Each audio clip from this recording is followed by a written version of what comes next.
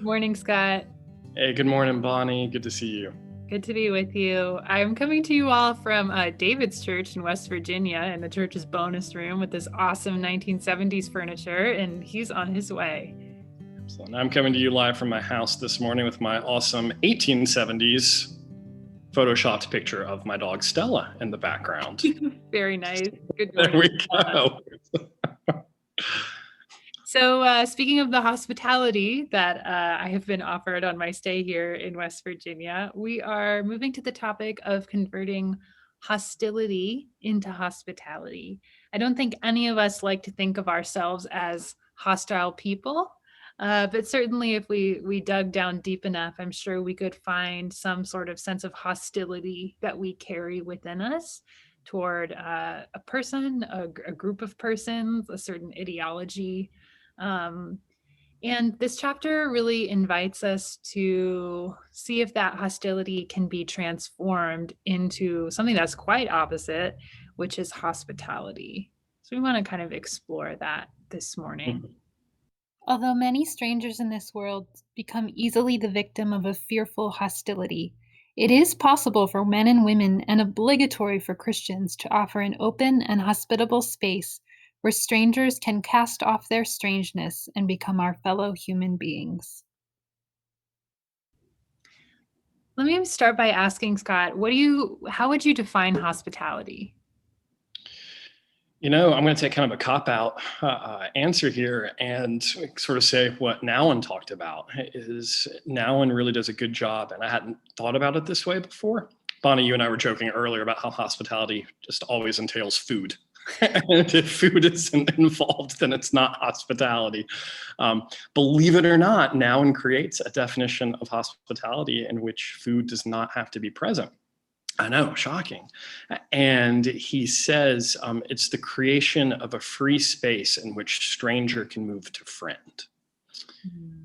And that really resonated with me because there's a challenge in there about how I'm ordering my life and my relationship with others.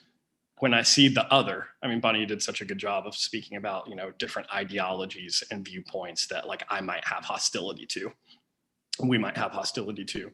When we see that, do I shut down and immediately move into my frame of reference? Or do I take a risk and attempt to create a free space of dialogue and conversation in which that person who may be quite different from me can make the move from stranger to friend, and in which I can maybe make that move in their eyes from stranger to friend? Yeah, it seems like that work requires a great deal of humility, to sort of have the humility to invite a stranger, maybe somebody who you know sees the world quite different than you, to become a true and genuine friend. That takes a real sense of groundedness, that our identity comes from God and not from having the right answers or being correct, or, a sense of self-righteousness that we can often find kind of buried inside of us, especially during an election season. Yeah, all of us, I think, to greater and lesser extents, are being funneled to see those who think differently solely in terms of the other and incompatible. Yeah, every now and then takes it a step further. He says that when hostility is converted into hospitality, then fearful strangers can become guests, revealing to their hosts the promise they are carrying with them. Then, in fact, the distinction between host and guest proves to be artificial and evaporates in the recognition of the newfound unity. Absolutely. And he uses a couple of biblical stories to make this point. There's the story of Abraham and Sarah.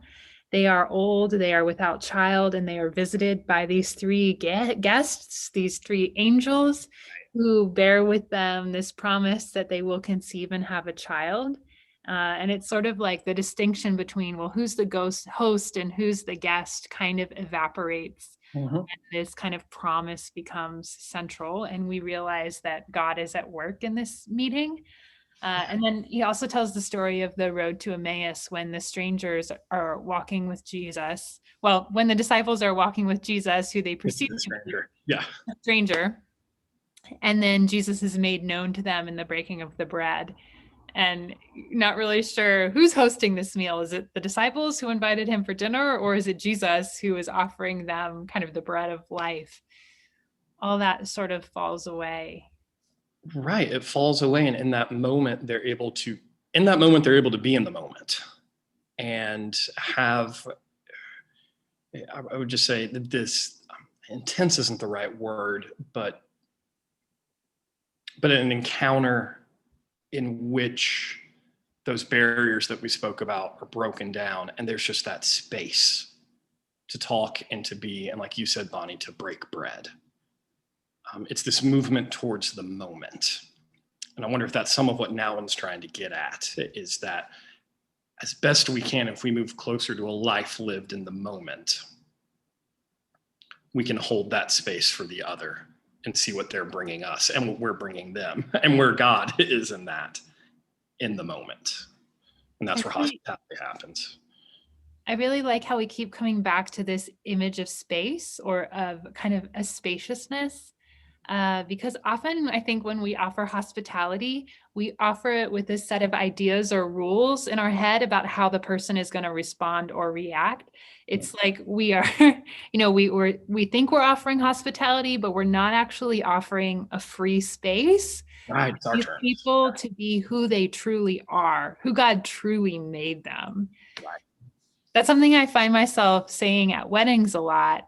Is I'll turn to the bride and say, it's your job to make space for the groom to be himself. And then I'll turn to the groom and say, it's your job to make space for your partner to be who he or she is. Mm-hmm. That spaciousness there. Absolutely. Is the work of hospitality. And you said it there, because I think that's a good way to remember that this isn't always, despite the wedding reference, right? And some of the language we've used, this isn't always romantic. This is work. Hospitality takes some serious work to make it happen.